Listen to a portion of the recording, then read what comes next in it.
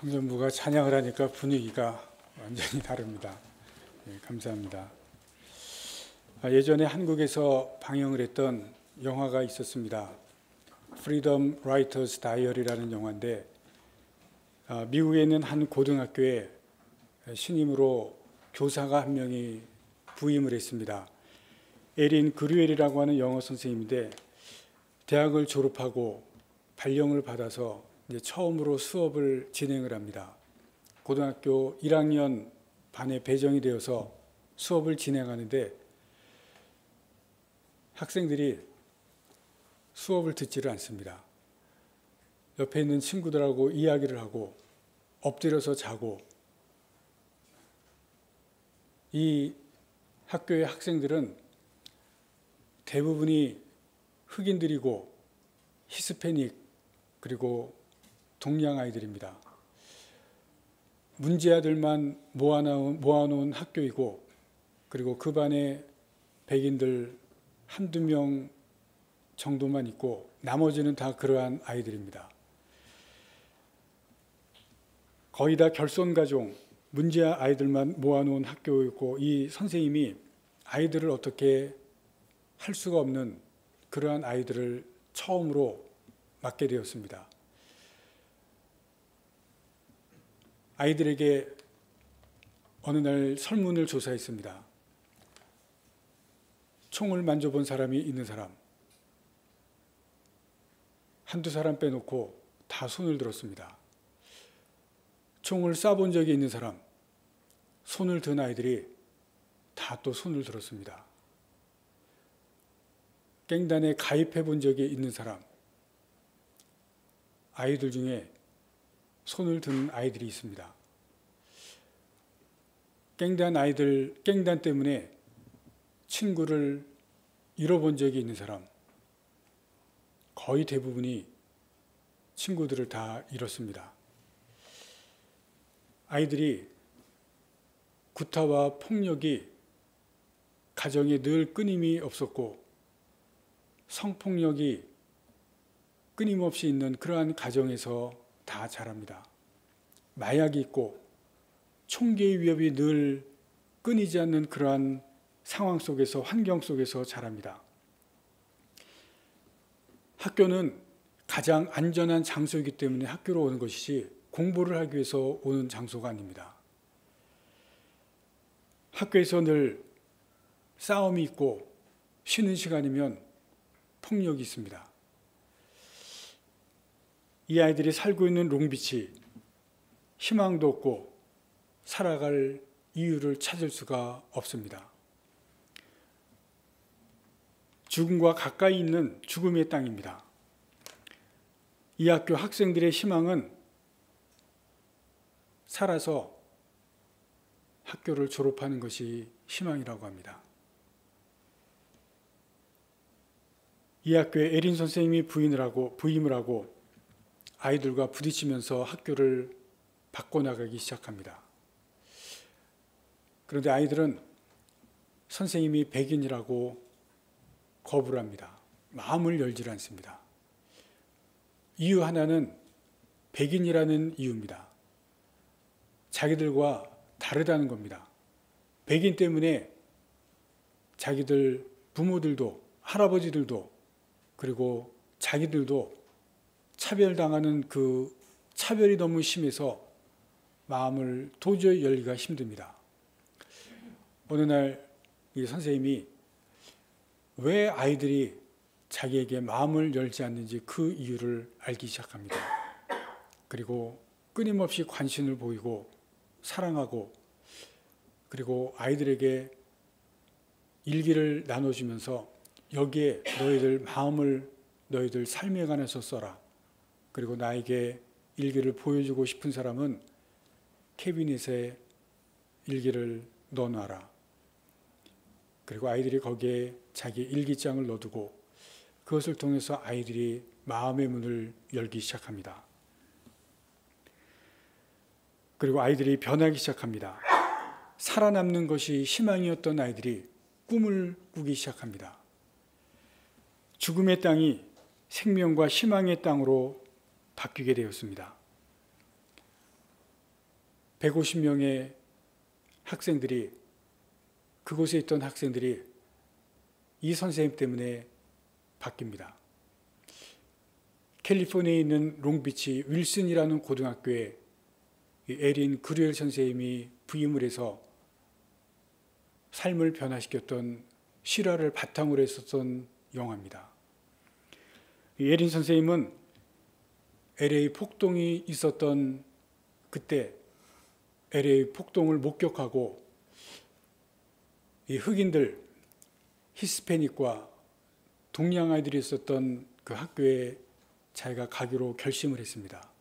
그리고 그곳에서 죽음의 그롱통에 있었던 이 마약과 폭력과 그리고 성폭력과 도박과 이러한 죽음으로 향하고 있던 그러한 많은 아이들을 거기에서 건져냈습니다.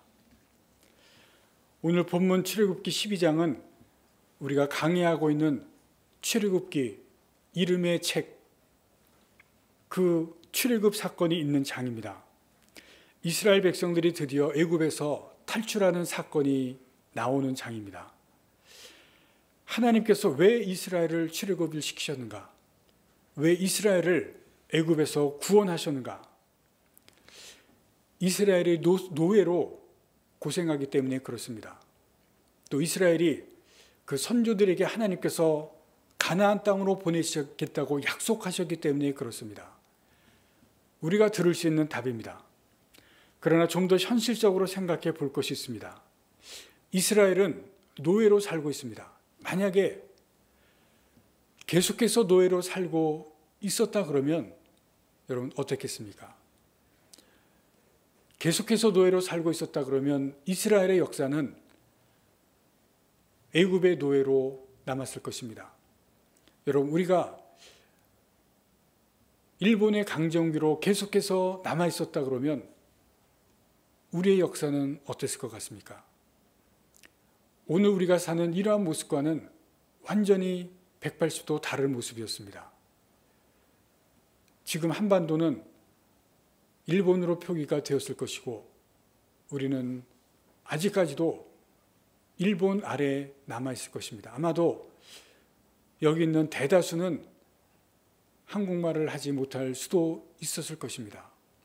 완전히 다른 역사 아래 우리가 살고 있었을 것입니다.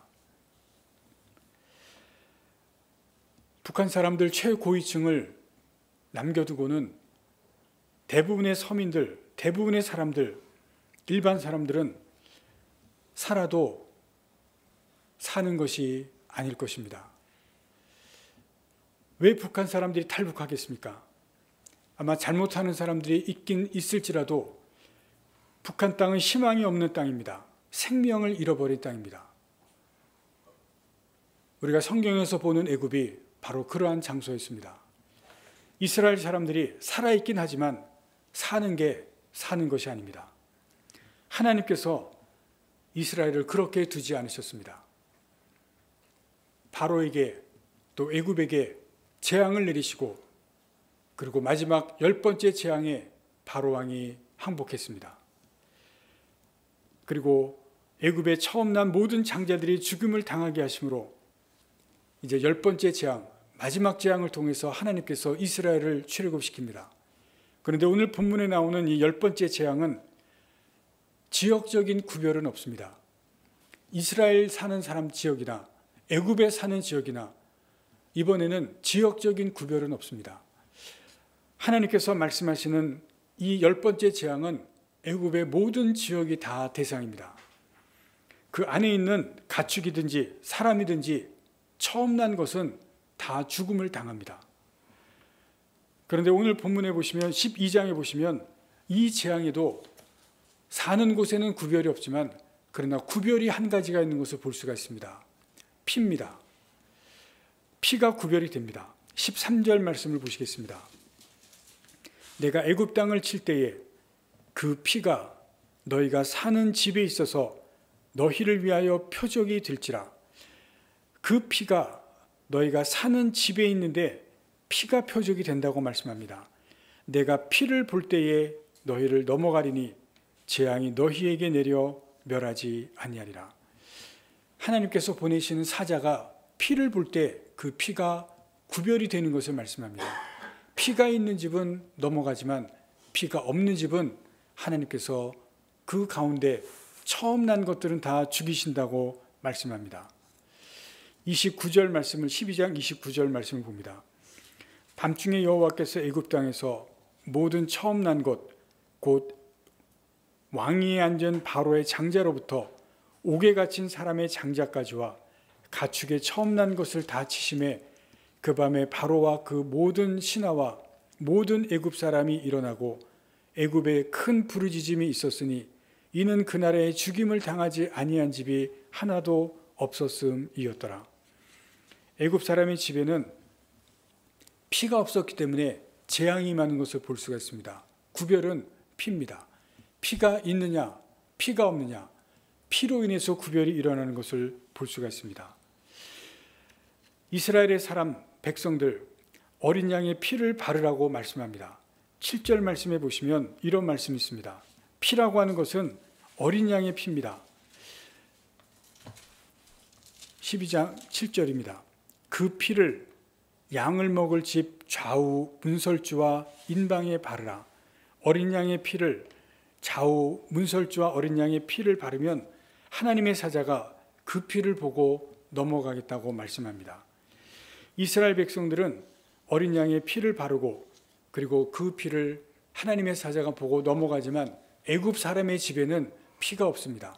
하나님의 사자가 그 집들에 임해서 그 집에 처음 난 것들은 다 죽임을 당합니다. 피가 있는 집 넘어가신다는 것이 무슨 말씀입니까?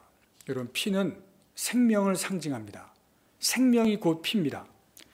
어린 양은 그 집의 장자를 대신해서 죽었기 때문에 그 집은 어린 양의 죽음을 대신한다는 것을 말씀합니다. 그래서 반드시 어린 양을 죽이고 피를 발라야 한다고 말씀합니다. 장자를 대신해서 어린 양이 죽고 장자는 살아납니다. 왜 어린 양의 피입니까? 여러분, 생명은 생명을 대신하기 때문에 그렇습니다. 생명은 다른 것으로 대신할 수가 없습니다. 대문의 피는 이 집은 어린 양의 생명으로 대신했다는 것을 보여주고 있습니다. 그래서 하나님께서 하나님의 사자를 통해서 생명을 대신한 피를 보고 넘어가고 그 집에 하나님께서 구원을 주신 것을 말씀합니다. 어린 양의 피가 어떤 역할을 했는지 성경이 보여줍니다. 구별이라는 것입니다. 이 집은 피가 없는 집과 구별이 됐다는 것입니다. 하나님의 사자가 구별할 수 있는 유일한 방법은 피가 있느냐 없느냐, 그것을 통해서 구별해 주시고 있습니다. 어린 양의 피가 그 집을 보호하고 또 장자를 죽음에서 보호하고 있는 것을 보여줍니다. 성경에서 어린 양이 누구를 말씀하고 있습니까? 예수님이죠.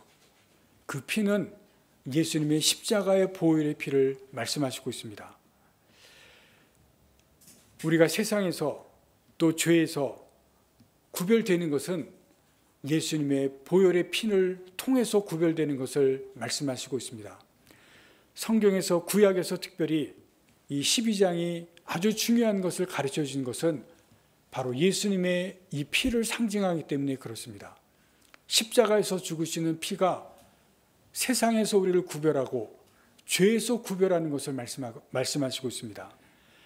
이것을 통해서 우리는 죄로부터 보호받고 죽음으로부터 보호를 받습니다. 그것이 바로 구원받는 것입니다. 예수님의 십자가의 죽음은 우리의 생명을 대신합니다. 이것이 바로 하나님의 은혜로 우리를 구원하시는 것을 말씀합니다. 성경은 오늘 12절 말씀을 보시면 이스라엘 백성이 애굽에서 나오는 시간이 있습니다. 밤입니다.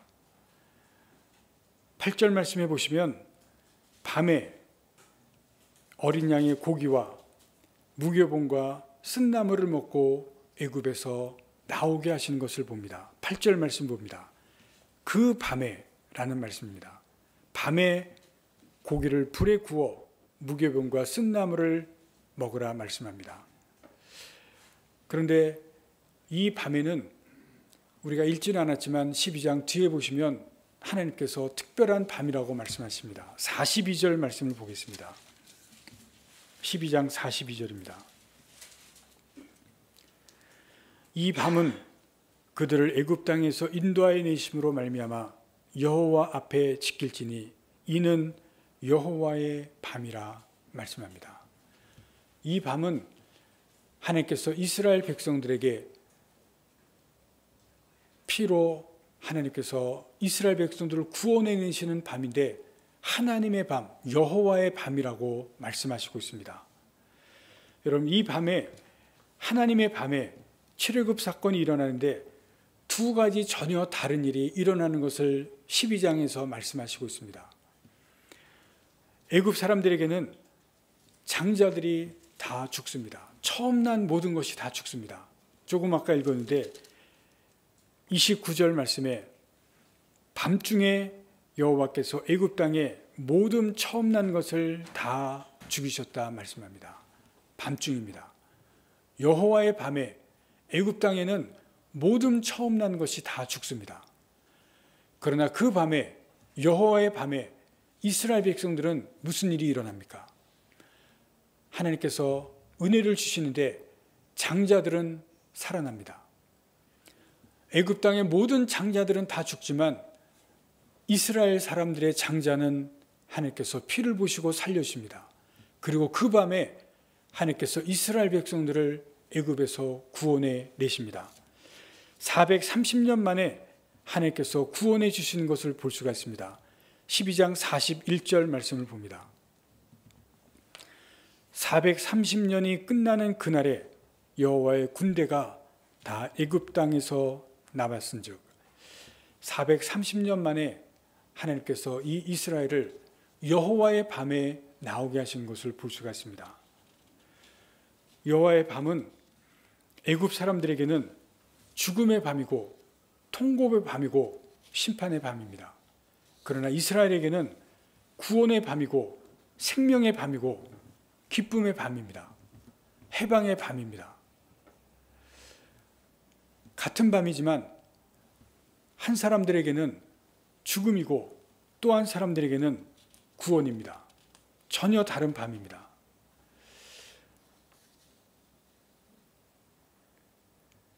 여러분, 이스라엘 애굽 사람들이 왜 여기에서 이렇게 장자들이 처음 난 것들이 다 죽음을 당하는지 생각해 보셨습니까? 10가지 재앙이 임하는데 여러분 보시면 하나님이 왜 이렇게 잔인한가 생각이 들 때가 있습니다. 근데 하나님께서 이 장자들을 죽이는 것, 그리고 재앙을 통해서 애굽에 재앙을 내리시는 것은 이유가 있습니다. 첫 번째는 바로가 하나님에 대해서 대항을 하기 때문에 그렇습니다. 여러분, 하나님에 대한 대항은 얼마나 무서운 것인지를 성경은 보여주시고 있습니다. 그리고 두 번째는 하나님께서 우상에 대한 심판입니다. 우상에 대한 그 죄악에 대한 심판인 것을 말씀하시고 있습니다. 오늘 본문 12절 말씀을 보겠습니다. 12장 12절입니다. 내가 그 밤에 애굽 땅에 두루 다니며 사람이나 짐승을 망난하고 애굽 땅에 있는 모든 처음 난 것을 다 치고 애굽의 모든 신을 내가 심판하리라 말씀합니다. 애굽의 모든 신을 심판한다. 우리가 생각하기에 하나님이 너무 잔인하다고 생각하는데 여러분, 하나님은 죄에 대해서 심판합니다. 우상에 대해서 심판합니다. 잔인한 하나님, 우리가 성경을 그렇게 보시면 생각하시지만 여러분, 하나님은 죄에 대해서 반드시 심판하신 것을 볼 수가 있습니다. 애굽에 대해서 재앙을 내리신 것은 이 장자들에 대해서 처음 난 것에 대해서 하나님께서 죽이신 것은 죄에 대한 심판이라는 것을 분명하게 말씀합니다. 우상에 대한 심판이라는 것을 말씀하시고 있는 것을 여러분을 보시기를 바랍니다. 그것을 통해서 한 것이 무엇입니까? 궁극적으로 하신 것은 이스라엘의 구원입니다. 이스라엘을 해방하신 것입니다. 여러분, 구원이 무엇입니까? 구원이 뭡니까? 이스라엘을 왜 구원했습니까? 여러분, 구원은 죽어가는 사람을 살리는 겁니다. 여러분, 이스라엘 백성이 구원한 것은 이스라엘이 애굽에 계속 남아 있었다 그러면, 여러분, 이스라엘은 애굽에서, 다시 말씀드리지만, 사는 게 아닙니다. 거기에서 계속 있었다 그러면 이스라엘 백성들은 노예로 살다가 역사에서 애굽의 노예로 끝나는 것입니다. 계속해서 죽어가는 것입니다. 올해 6월 달에 부산 태종대에서 있었던 일입니다. 동영상을 통해서 뉴스에서 방영이 되었는데 20대 여자가 태종대 물에 빠졌습니다. 태종대 가보신 계시죠? 절벽입니다. 태종대에서 많은 사람들이 자살하는 일들이 많이 있습니다. 옛날부터 그랬습니다. 근데 거기에 무슨 일인지 모르지만 20대 여자 하나가 물에 빠졌습니다. 근데 물에 빠진 여자가 있었는데 한 사람만 서 있을 수 있는 그런 좁은 공간 안에 다른 여자 하나가 물에 빠진 여자를 손을 붙잡아서 막 건져내려고 합니다. 근데 건져내려고 하는데 이 태종대 바다이기 때문에 파도가 치는데 이 물에 빠진 여자가 파도가 밀려오면 안으로 이 붙잡고 있는 여자 안쪽으로 왔다가 파도가 빠져나가면 밖으로 또 빠져나갔다가 이 여자를 붙잡고 있는 여자가 건져내려고 하는데 올라오지를 못합니다. 이 보니까 20대에 빠져있는 여자가 빠져있은 지 너무 오래되어서 두 다리가 다 풀렸어요. 마비가 됐어요. 건져 올리면은 자기가 발을 통해서 위로 올라와야 되는데 전혀 발이 움직이질 않습니다. 붙잡고 있는 여자가 누군지 뉴스에서 설명을 하는데 호주 관광객이었습니다. 관광하다가 아래 사람이 하나 빠져 있으니까 그 절벽에서 밑으로 내려왔어요. 어떻게 내려온지 길을 따라서 내려왔겠죠. 내려와서 20대 여자를 붙잡는데 한 손을 붙잡고 놓지를 않습니다. 계속 붙잡고 있습니다. 파도에서 쓸려 내려가는데 붙잡고 놓지를 않습니다. 그런데 빠져있는 여자가 두 다리가 마비가 되어서 붙잡고 있는데 올라오지를 못합니다. 근데 드디어 호주 관광객 이 여자도 힘이 빠졌어요. 손이 놓쳤습니다. 그런데 잠시 후에 남자 하나가 빨간색 끈을 가지고 쫓아왔습니다. 그리고 끈을 던져서 여자에게 던졌는데 여자가 그 끈을 붙잡았습니다. 관광객 호주 여자와 남자가 여자를 붙들고 있는데 여자가 다리가 풀리니까 다리로 올라와야 되는데 올라오지를 못합니다. 근데 다행히 또 다른 남자 하나가 와서 여자를 끌어올렸습니다. 건져냈어요. 여러분, 구원이 뭡니까? 죽어가는 사람을 살리는 게 구원입니다. 여러분, 예수님께서 우리를 구원하셨다는 게, 하나님께서 구원하신다는 게 뭡니까? 여러분 잘 들으시기 바랍니다. 우리를 구원하신다는 것은, 구원하셨다는 것은 우리가 그처럼 죽어가고 있는 것을 구원하신 게 바로 구원입니다. 여러분, 우리가 구원받았다는 것은, 우리를 구원하신다는 것은 우리가 죄에서 죽어가고 있는 상태에서 구원하신 그것이 바로 구원입니다. 여러분, 이 자리에서 내가 구원받았다고 하는 그것은 바다에 빠진 그 20대 여자처럼 우리가 죄에서 죽어가는 그 상태에서 구원하신 것이 바로 구원입니다. 그게 바로 구원받는 겁니다. 왜 예수님을 이 땅에 보내셨습니까? 죽어가고 있기 때문에 우리를 구원하시기 위해서 보내신 겁니다. 예수님 왜 십자가에 못 박혔습니까?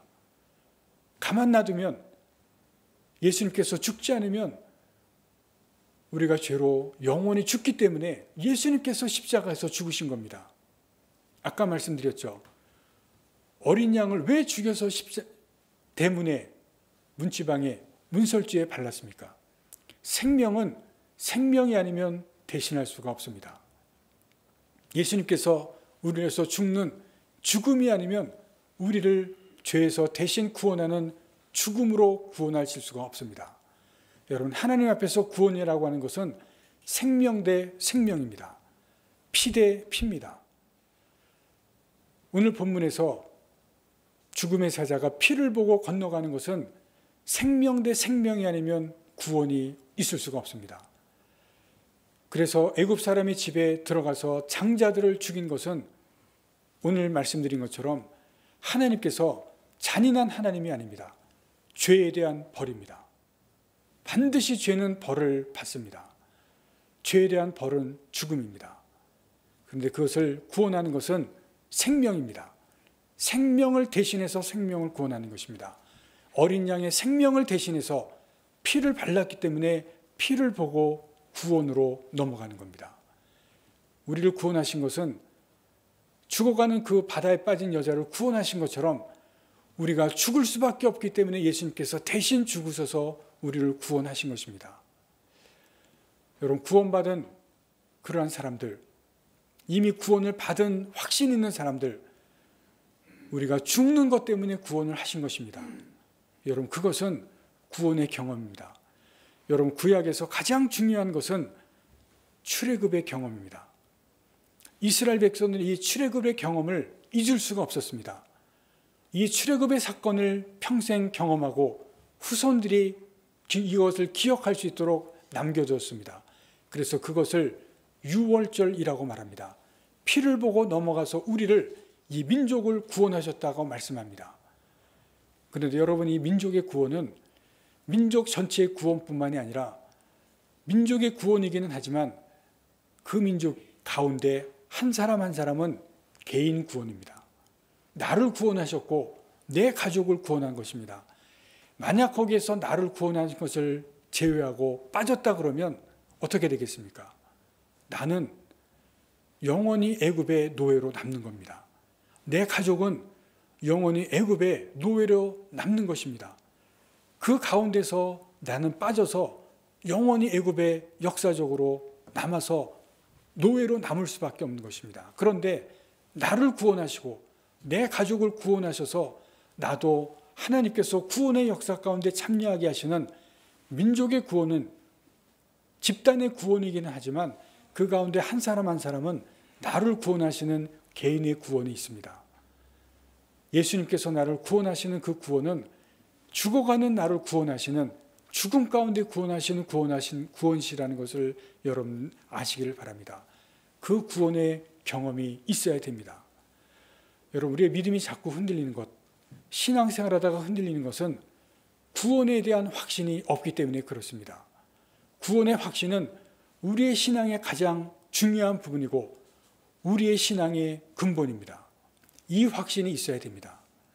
이 확신이 없는, 이 구원의 확신이 없는 분들은 구원의 경험을 하시기를 바랍니다.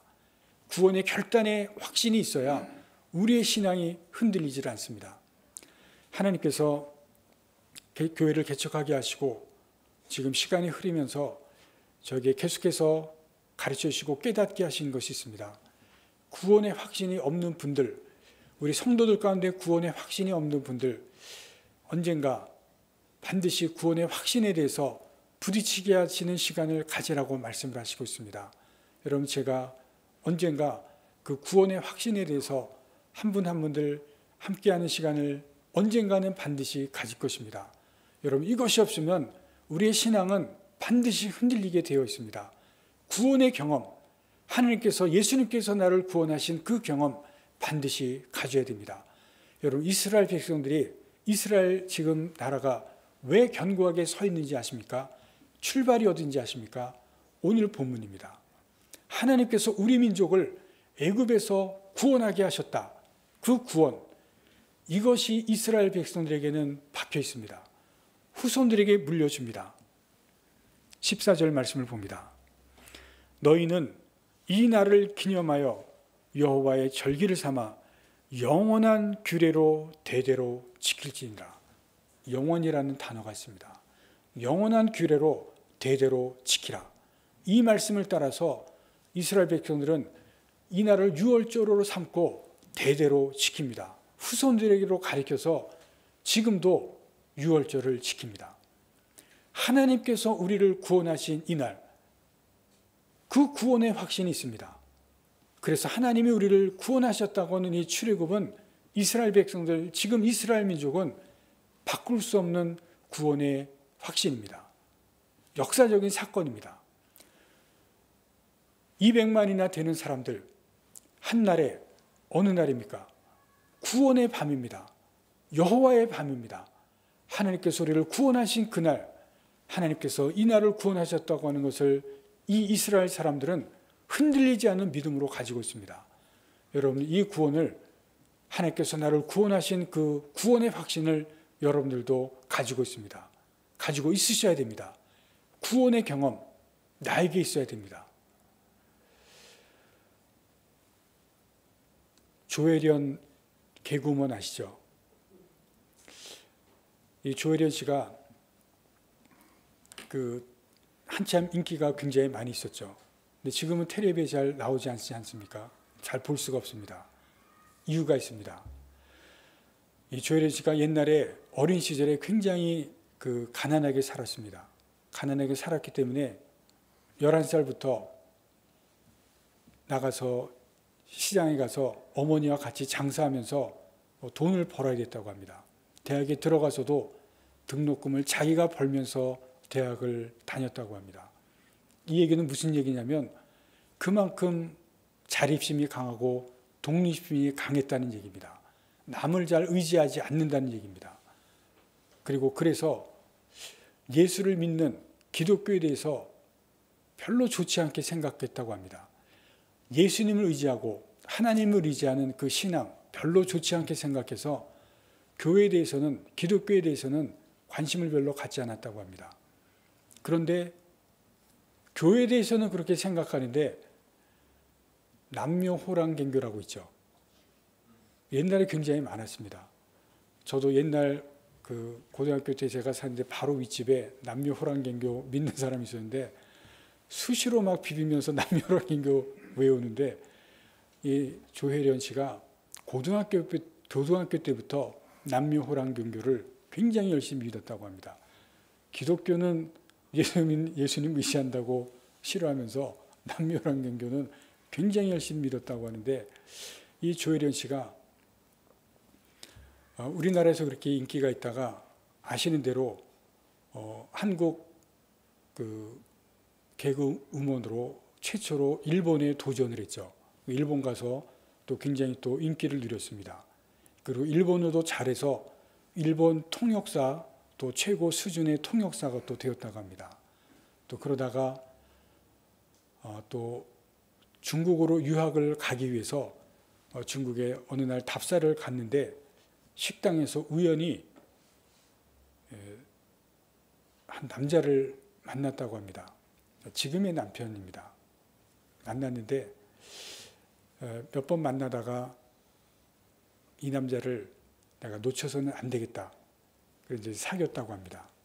이 남자가 굉장히 이제 성격이 온순한데 남자를 사귀는데 그 남자가 이제 조혜련이 기독교에 대해서 별로 호감을 안 갖는 것을 보고 자기는 교회를 다닌다고 밝혀야 되겠다고 생각을 하고 자기는 예수를 믿는다 밝혔다고 합니다. 그러면서 이런 질문을 했다고 합니다. 하나님에 대해서 어떻게 생각하느냐? 기독교에 대해서 어떻게 생각하느냐? 물어봤더니 뭐 다 똑같은 종교지 그렇게 대답을 했다고 합니다. 그랬더니 평소 온순하던 이 남자가 갑자기 정색을 하더니 이렇게 대답을 하더랍니다. 예수님은 진리다. 기독교는 진리에 대해서 가르치는 그러한 곳이다. 정색을 하면서 이야기를 하더랍니다. 그러면서 나하고 같이 교회를 한번 가보지 않겠느냐. 그래서 4년 전에 처음으로 교회를 따라서 나갔다고 합니다. 그래서 성격이 워낙 뭐를 하나를 하면 화끈하게 하는 성격이라 교회를 다니기 시작하면서 성경을 열심히 읽었다고 합니다. 그리고 성경뿐만이 아니라 신학 서적도 읽어가면서 도대체 이 기독교가 뭔지, 이 사람이 믿는 기독교가 무엇인지, 이 사람이 믿는 예수가 누군지 알아보다가 결국 예수님을 영접을 했습니다. 예수님을 영접을 하는데 이 남편이 남편 앞에서 예수님을 영접하는데 예수님을 나의 구주로 영접하겠습니까? 질문을 하는데 30분 동안을 대답을 못했다고 합니다. 그 질문 앞에서 자기가 30분 동안을 대답을 못하고 주저하다가 30분 만에 영접합니다 라고 대답을 하는 순간 자기의 모든 짐이 다 벗겨지더랍니다. 그리고 지금 예수님을 믿고 난 후에 성경을 15번을 통독을 했답니다. 15번을 통독을 하고 이제는 자기가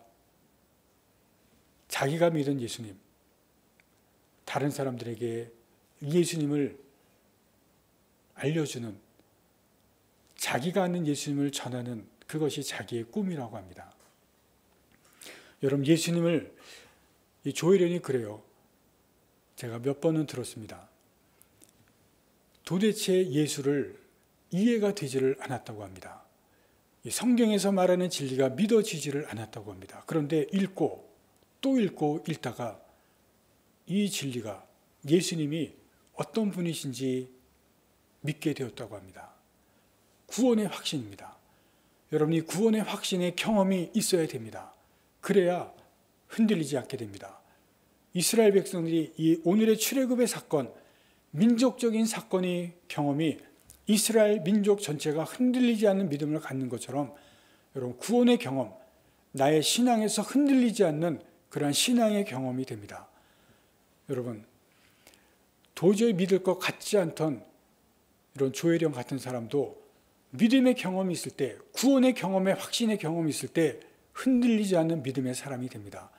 이미 구원의 확신이 있는 사람들, 내가 가지고 있는 나에게 주신 이 은혜 다른 사람에게 전하시기 바라고, 구원의 확신이 아직 없는 사람들, 구원의 확신의 경험이 있으시기를 바랍니다. 하나님께서 나에게도 이 확신을 달라고 기도하시면서 흔들리지 않는 믿음의 경험을 여러분들이 가지시고 하나님께서 주신 이 은혜 기도하시면 주십니다. 이 구원의 확신을 분명히 가지시는 여러분들이 되시기를 간절히 바랍니다. 기도하시겠습니다.